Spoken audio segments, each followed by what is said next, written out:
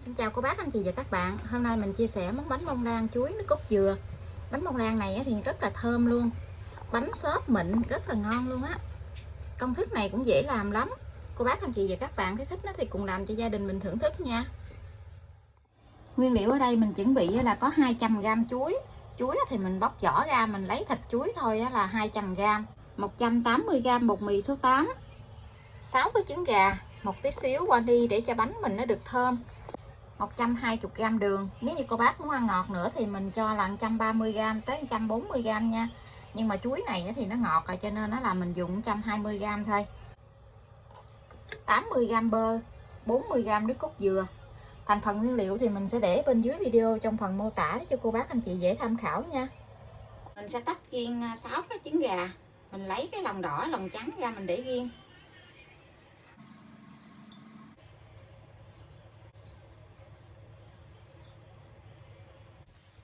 Mình cho 200g chuối vào trong cái cối xay sinh tố để mình xay cho nó nhuyễn ra. Cùng với lại nước cốt dừa, 40ml nước cốt dừa. Tiếp theo thì mình sẽ cho trứng vô mình xay luôn. Mình xay cho nó tan ra thôi.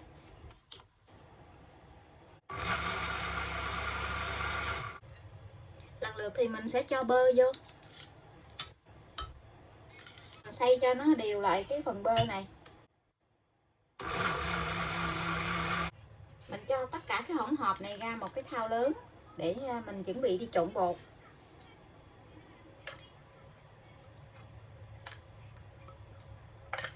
Mình xay trong cái cối xay sinh tố vậy nè, cái chuối của mình nó mới nhuyễn ra, nó không có còn lợn cợn cái chuối á, thì cái bánh bông lan của mình nó mới được xốp.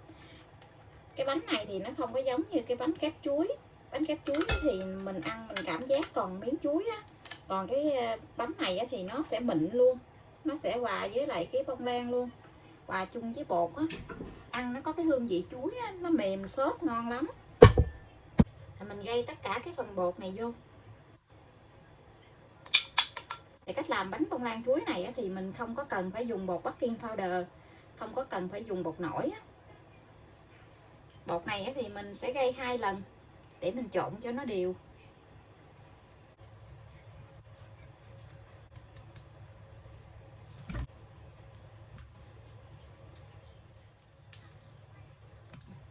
Mình trộn hết cái bột khô gì là được nha. Mình đi đánh bông cái lòng trắng này với lại 120g đường.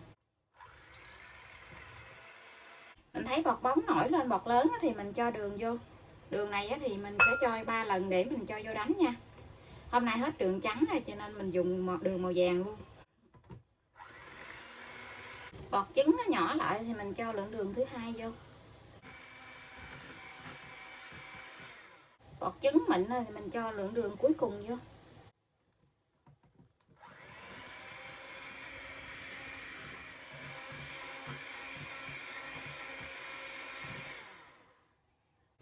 Cô bác anh chị mình đánh khi nào mà mình dở cái que đánh trứng lên nó có cái chớp câu nhỏ vậy là được nha. Cái chớp câu mềm không có cứng, như vậy là được. Mình đánh cứng quá một tí xíu nữa cái bánh của mình dễ bị nứt mặt á, cho nên nó là mình đánh có cái chớp câu nhỏ vậy là được rồi nè. Mình sẽ lấy một tí xíu cái lòng trắng này mình để qua bên cái thau chuối, bên cái thau lòng đỏ á. Mình lấy khoảng chừng 2 muỗng vậy nè. Mình cho thêm một tí xíu tinh chất vani vô trong cái phần chuối này để cho nó thơm. Vani này thì mình để trước hoặc là sau gì cũng được hết trơn á, không sao nha. Lúc nãy thì mình trộn chuối mình quên thôi. Giờ thì mình dùng cái máy đánh trứng á, mình mở số nhỏ thôi để mình trộn cho nó đều lại.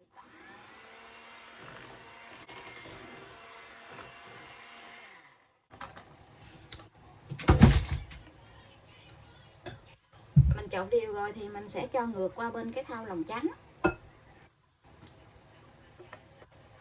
Trộn gì để cho cái phần chuối của mình nó đều á. Mình dùng cái phới tay này mình trộn cho nó dễ, mình trộn cho nó đều lại. Mình trộn mình hất hất lên vậy nè.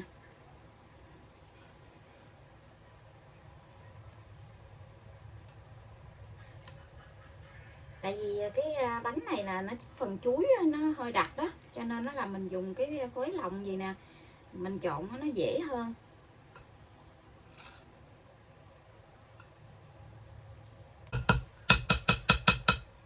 Mình trộn mình thấy đều rồi thì mình dùng cái muỗng dẹp này nè, mình vét cái bột này lại, mình trộn từ ở bên dưới mình trộn lên để coi cái phần lòng trắng á, nó còn sót lại ở bên dưới á, để cho nó đều. Trộn lên gì nè.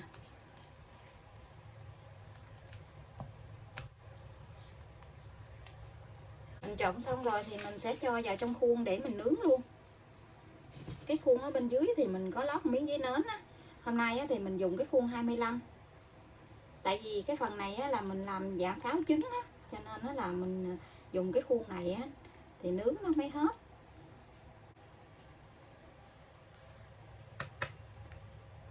Vào trong cái khuôn gì rồi á, thì mình sẽ dùng chiếc đũa á, mình đi một đường như vậy nè, để cho cái mặt bánh nó vàng đều ra.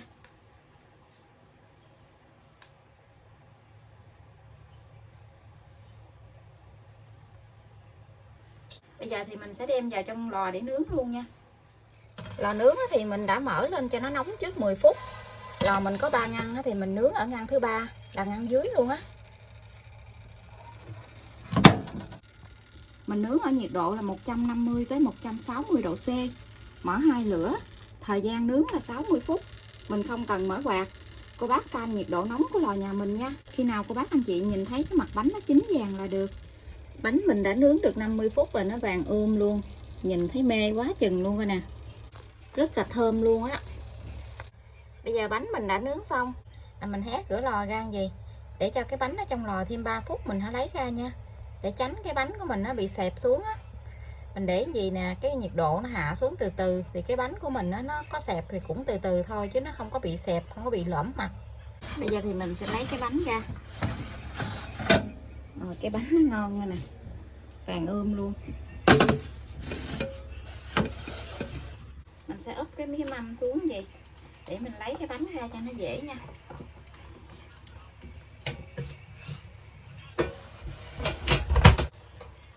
Mình có lót cái miếng giấy nến ở bên dưới á, cho nên là mình lấy cái bánh nó ra cũng dễ. Coi nè, mình lấy cái miếng giấy nến này ra luôn.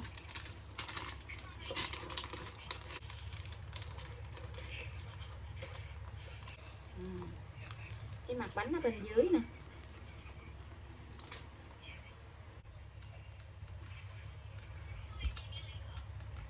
Mình lật cái bánh ngược trở lại.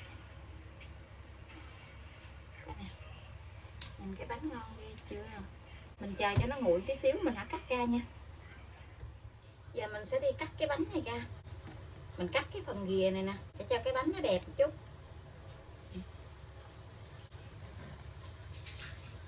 Này thì mình cắt ra từng miếng nhỏ nhỏ, mình bọc vô trong cái màng bọc thực phẩm á.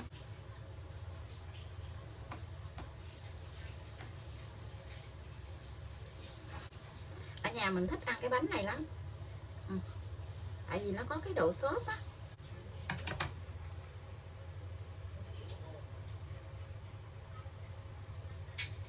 Cái bánh rất là xốp luôn á. Cái độ đàn hồi của bánh cũng tốt nữa, đặc biệt là rất là thơm mùi chuối luôn, mà cái bánh nó xốp lên nhẹ tân luôn á. Coi nè, ngon quá chừng luôn. Nướng cái bánh này xong á, cái phòng bếp nó thơm quá chừng luôn. Cái độ xốp của nó nè. Cô bác anh chị và các bạn thấy thích thì cùng làm cho gia đình mình thưởng thức nha. Bây giờ thì mình xin chào tạm biệt, hẹn cô bác anh chị và các bạn lại video tiếp theo. Cảm ơn cô bác anh chị và các bạn đã xem video của mình. Xin chào và hẹn gặp lại.